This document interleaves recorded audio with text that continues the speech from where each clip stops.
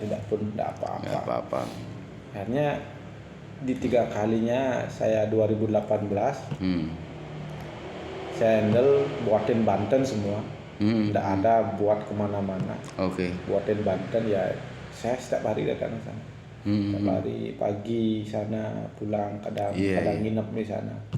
Karena di sanalah dia istilahnya warga punya kesadaran rohani. Dibuatkanlah rumah itu tanpa bayar tukang sama sekali. Kita hanya menyediakan makan konsumsinya, alat-alat bangunannya. Selesai. Luar biasa. Cari uang 50 juta. Kita bisa buat bangunan luar biasa. Bangunan rumah, bangunan sanggah. Oke. Bangunan penuhun karang dan dahsyat ya. Ajaib banget loh. Kedua di tahun 2020 langsung juga saya bisa mengupacarai rumah. Upacara kan kita sudah bisa buat Banten, kita bisa. Kalau itu beli 10 juta. Iya. Itu kan hanya kita beli bahan saja. Itu hanya habis palingan juga 3 juta. Oke. Kedua ada anak yang terakhir kan pernah saya sampaikan. Si kecil. Yang ketiga yang banyak orang yang tidak nyangka kan sekolahnya ini S2. Kejutan. Bonus itu. Ajaib. Itu dah makanya saya harus syukur luar biasa. Saya dapat ketemu dengan orang-orang yang bisa bantu saya. Artinya dalam dunia pendidikan kita ketemu sama yang pas Bapak, ketemu sama Kadek Dono Sugi, dan di berbarengan itu juga ketemu sama Mbak Kum. Artinya saya setengkali luar biasa, meskipun ya memang di balik semua itu ada tuntunan. Ya jenengan udah kejumput pasti disediakan. Ya namanya orang kejumput itu kan pasti. Yang terakhir sekarang disediakan. di 2022 begitu tamat S2 ada P3K lolos, tinggal ya sebentar tunggu SK. Luar biasa. Dua-duanya istri juga. Ajaib banget. Istri juga dapat. Sukacita yang penuh. Terkadang ya karena memang rasa idealis memang terlalu tinggi, kemudian terbawa oleh perasaan yang mungkin emosional cukup tinggi, terkadang murka. Orang-orang seperti ini murka gitu. Itu masalah itu yang belum saya bisa kendalikan, maka dengan demikian kita nyakitin diri sendiri sebenarnya, Bang. Nggak puas terus. Iya, nggak puas dengan sebuah kenyataan. Kadang-kadang kita dengar ada korupsi, dengar di televisi lah gitu, ada korupsi gini sampai dulu pernah TV-nya mau tak tendang. Begitu rasa jengkel dalam diri ketika melihat orang-orang seperti itu. Karena terus terang jujur saya merasakan juga mungkin tidak jauh berbeda lah perjalanan hidup gitu. Saya dari anak yang boleh dikatakan dari sisi ekonomi kurang mampu, saudara banyak yang bisa kuliah, jelas saya saja itu pun saya harus meniti dari nol sekali saya kuliah. Saya tinggal di Banjarjawu, saya tinggal di Giri juga, kebetulan saya dipanggil. Banjarjawu sini? Iya, tinggal di sana, saya dipanggil di sana supaya tidak kos kemudian dimakan ditanggung, kemudian SPP ditanggung waktu S1. Wah, beruntung. Wah, berkah banget ya. Padahal saya enggak gini ya, artinya enggak kebayang juga dari sisi keuangan saya sebenarnya enggak bisa kuliah. Kalau dulu saya mungkin ada ekonomi ya enggak terlalu di bawah lah, cukup bisa dan menyisihkan untuk uang. Dulu saya bisa jadi dosen. Karena tahun 2008, 2007 saya tamat, saya mau merencana masuk S2 waktu dulu.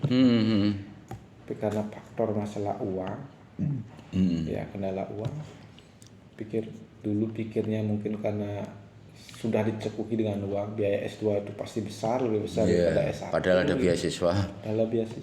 Akhirnya nggak masuk, barulah masuk S2. Ya tapi ya udah terisilah keinginannya sudah masuk dapat Ya terijabah, terjawab, terjawab. terkabulkan semua niat yang mulia kan. Makanya Luar biasa. kalau apa namanya, kebetulan saya di masyarakat terutama yang boleh dikatakan yang memakai lah. Seperti inilah kemarin buat Banten, menolong orang ketika ada upacara-upacara besar. Sejatinya saya tidak mau gini, buat Banten di rumah, buat Banten di tempatnya dia. Ya oke. Mereka yang mengadakan barang-barangnya kita yang ajarin, kita pandu, kita langsung supaya tahu kemudian ini tidak punah. Di museum kita tidak punah. Kalau selalu kita menas di gereja beli di Kang Banten berarti kan nggak tahu apa-apa. Kita punah. Artinya kalau kebanyakan kita yang dituduh. Iya. Nah, begitu. Hanya dengan demikian itulah. Ya, sementara perjalanan saya dari menuntut ilmu lah, mulai saya tahu tentang diri saya. Ketika kan saya anggap itu mulai tahu hiruk pikuk kehidupan duniawi ini bahwa ada pasang surut dan lain sebagainya, baru merasakan itu ketika memang SMA sih sudah kenal, saya sudah tahu rasa seperti itu gimana hiruk pikuk kehidupan. Sampai dengan kuliah hiruk pikuk semakin besar, sampai dengan menikah. Baru di tahun 2020 juga ini ada berkah yang luar biasa di rumah. Dari yang memang tidak suka, jadi memang betul-betul tidak suka, jadi dia sedikit sudah melunak dari orang-orang. Karena kita bantu gitu. Pelaksanaan upacara dia kita bantu di rumah. Lunak. Tapi ya memang di rumah di Karangasem itu dari sisi performan dulu ya, penampilan kita seperti ini baik-baik aja, nggak ada. Tapi itulah seperti di Sembira, bermain magic aja keras. Ya, teruslah rendah hati. Tetap nggak. Makin bersabar. Jangan kita sombong. Semakin kita rendah hati itu makin teduh hidup. Jadi nggak usah ini lo gue, enggak. Saya nggak pernah di rumah khususnya di tanah Kawitan, di tanah Leluhur, nggak pernah. Pokoknya saya ingin membangun mentalitas orang-orang di rumah supaya apa sih arti diri kita sejatinya ada di dunia ini. Setidak-tidaknya kita tahu dengan kawitan kita. Untuk kita tahu dengan kawitan kita kan tahu dengan orang ini. Percuma lo kita tahu dengan kawitan yang di atas, tapi kenyataannya kita di kehidupan sehari-hari kita seperti ayam Bali menjaguran. Kan percuma. Kan tidak itu yang diinginkan oleh leluhur kita. Kita kan diinginkan oleh leluhur pasti ingin bersanding, berdamai, wisdom ya itu sih. Nah, itu masih sangat sangat problematik di rumah. Masih ada problem yang begitu perjuangan. Jangan dianggap problem. Kalau saya sih mau seperti itu, ingin seperti itu. Problemnya di rumah gitu. Saya coba tetap ingin ingin ya mengembangkan ide-ide supaya di rumah itu semakin sejuk lah. Dan lain sebagainya. Memang sulit, memang berat gitu, tapi ya. Ingat lo ya, sebetulnya tidak sulit, namun tidak mudah menjalankannya. Itu. Tidak ada yang sulit, tetapi tidak mudah menjalankannya. Ini kalau kita pegang kan kita makin rendah hati, berjuang tanpa henti, tanpa harus orang lain lihat, tapi kita melakukannya, mengerjakannya, makin sungguh-sungguh. Makin kita menunjukkan beragam karya. Jadi bukan omongan saja. Percuma kita ngomong. Makanya kadang-kadang kita itu kan tidak butuh omongan. Kita nyontoin saja. Ya kalau kita menyuruh anak-anak nyapu kan kita, "Li, itu sapu. Ini bersihin." Enggak. Kalau kita contohin kan diambil kalau anak baik. Ya. Pak Juru ngepel, nggak mungkin anak pertamanya itu membiarkan Pak Juru ngepel.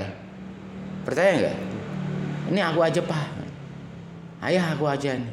Bapak diem aja deh ini aku yang ngerjain. Bapak itu betulin mesinnya aja. Aku yang nyapu, kasaran gitu. Kan terbina dengan sendirinya kalau kita nyontoin.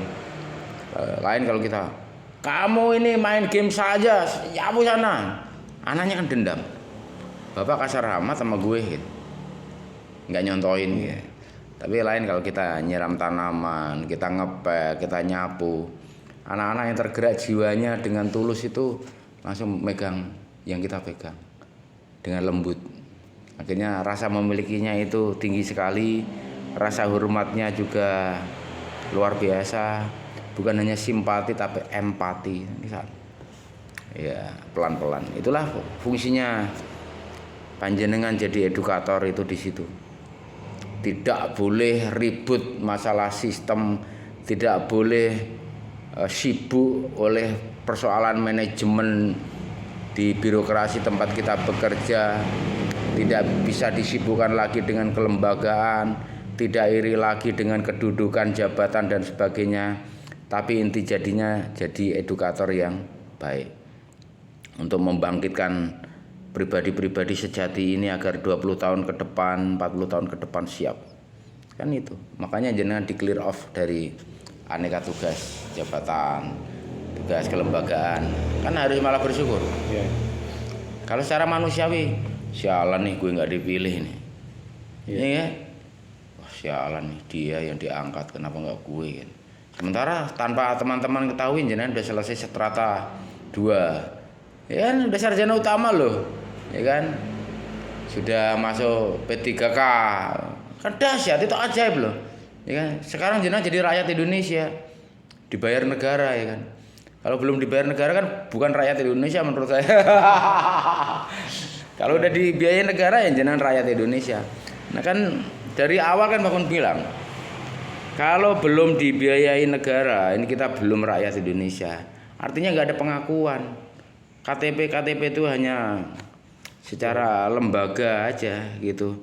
Tetapi secara seutuhnya fakir, miskin dan anak-anak terlantar dibiayai oleh negara, kan? Bumi dan segala isinya dikuasai oleh negara dan digunakan sebesar-besarnya kemakmuran rakyat, kan belum dijalankan. Kalau ini sudah nanti dijalankan kan ya seluruhnya jadi rakyat Indonesia. Nah, rakyat Indonesia itu aset loh. Bumi tanpa rakyat nggak bisa disebut negara. Syarat-syarat bernegara kan ada rakyat, ada tempat, ada pemerintahan, ada perangkat, ya kan? Ada dasar negara, ada lambang negara, ya kan? Kan gitu. Ada simbol negara, ada pemerintahannya dan sebagainya kan. Ada investasinya, kan kayak ke sana.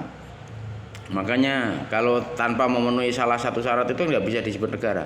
Maka salah satu aset utama dari suatu negara adalah rakyat. Maka rakyat inilah dimasukkan dalam pasal 33 dan 34 ini. Fakir, miskin dan anak terlantar dipelihara oleh negara. Bumi dan segala isinya dikuasai oleh negara dan digunakan oleh sebesar-besarnya kemakmuran rakyat. Kita nunggu itu aja yang harus kita laksanakan. Makanya sebetulnya tidak memerlukan aneka aturan. Yang diperlukan cukup menjalankan Pancasila dan Undang-Undang Dasar 45 sebagai sumber dari segala sumber hukum. Kalau ada yang menyalahi aturan sumber dari segala sumber hukum, cukup kita sediakan 50 kosong. Menyalahi sila 1 taruh di pulau 01. Menyalahi sila 2 taruh di pulau 02. Menyalahi sila ketiga taruh di pulau 03. Menyalahi sila keempat taruh di pulau 04. Menyalahi sila kelima taruh di pulau 05. Gak usah diproses peradilan, keluar dari pulau itu tembak. Jadi tidak akan ada yang bicara masalah HAM dan segala. Itu alasan-alasan orang yang berbisnis dan pungli dan korupsi dan mengambil keuntungan sendiri. Kalau Pancasila dan UUD 45 dipakai sebagai sumber dari segala sumber hukum, segala aturan turunan apapun itu tidak diperlukan lagi. Kebijakan sebagai human, maka melahirkan humanity. Sekarang ini dunia dipenuhi people, hanya manusia-manusia aja. Kiasannya kalau di Bali itu ya kita ini dipenuhi ogoh-ogoh aja. Kalau di Jakarta dipenuhi ondel-ondel saja. Kalau di Jawa dipenuhi sama nini tahu aja. Jadi kalau nggak digotong tidak bergerak kan gitu. Simbol-simbol kejahatan, simbol-simbol keburukan, simbol-simbol ketidakbaikan ini maka digotong rame-rame, dibuat rame-rame, harus dikerupuk rame-rame, dibakar rame-rame, ya kan? Maka dilanjutkan esok harinya nyepi untuk mengatasi kebatilan, keburukan, kejahatan, ketidakbaikan harus dihentikan dengan menyepi. Topo broto, tidak makan, tidak minum, tidak ngomong, tidak melihat api, ya kan, nyepi. Itu jadi ada kaitannya. Ketika kita itu telah dimenangkan dalam mengatasi aneka keburukan dalam hidup, maka kita dimenangkan, dirayakanlah dengan galungan. Ya, rangkaiannya di sana galungan, memenangkan dari aneka kejelekan, dari adharma menjadi dharma. Nah, bagaimana menjalankan dharma ini? Setelah kita ini menjalankan dharma, kebajikan, maka kita dimenangkan dalam kuningan, dimuliakan. Dalam kemuliaan beliau seperti anugerahnya. Jadi rangkaian 48 hari raya yang dimiliki oleh umat manusia, terutama yang tersisa di Bali ini, itu indah sekali. Jadi ritual dan seremonial ini mengingatkan kita agar tidak lupa, tidak salah, tidak iri, tidak murka dalam kehidupan.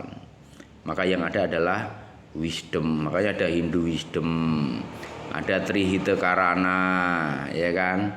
Disinilah kita dikembalikan pada pribadi-pribadi sejati yang memahami dirinya pribadi, yang mengerti arah tujuan hidup, sehingga setiap tapaknya penuh welas asih, ya kan? Makanya setiap Rebo kita di pengidungan itu di pura kan, kita pengidungan, ya kan? Magendingan itu ada pengidungan ini dari Mije sampai Pucung, ya kan? Ya kan? Melafalkan kidung-kidung itu agar kita ingat saat lahir sampai kita mati. Bayangkan seindah itu ajaran leluhur manusia. Kenapa didiskreditkan? Ya kan? Mari kita rawat. Kita pelihara bersama-sama. Kalau bukan kita siapa lagi? Ya, bukan hanya omong, kenyataannya begitu. Ritual dan seremonial yang ada mari kita jaga. Kita rawat. Kalau yang belum tahu esensinya kita bisikin dikit-dikit. Ya kan? Makanya Pak Jero dari setahun lalu kan saya bilang, Pak Jero mumpung rajin bikin tataan, rajin bikin canang, rajin bikin Banten, sangat tekun bikin pejati, mulai diartikan, mulai dari kenapa tataan ini dari janur, dari busung, tapi jangan busung colongan ya, kan banyak yang busung nyolong, busung nyolong di pasar beli. Itu di situ. Jadi kenapa dari busung, dari janur yang warnanya kuning juga toh mulia, agar kita dimuliakan. Kalau kering jadi putih disucikan. Ada berapa bunga ini di dalam tataan itu kita, Pak Jero lah yang bertugas mengartikan. Nanti kalau tidak tahu artinya kita buka lagi lontarnya, aturan-aturan yang ada. Setelah tataan ini kenapa kita bikin aneka hal di perangkat Banten itu ada apa saja dijabarkan detail. Ini akan mencerahkan untuk generasi muda agar tidak kehilangan jejak. Kenapa sih bapak saya bikin canang? Kenapa sih bapak saya bikin Banten? Kenapa sih bapak saya ini bawa pejati kalau ke pura? Itu loh Pak Jero Mangku yang mari kita bangkitkan kembali. Kayak gitu. Kan bukan kita tidak tahu menau, ini kan. Nah ini ada ngamen berarti ini kan butuh cari makan ya.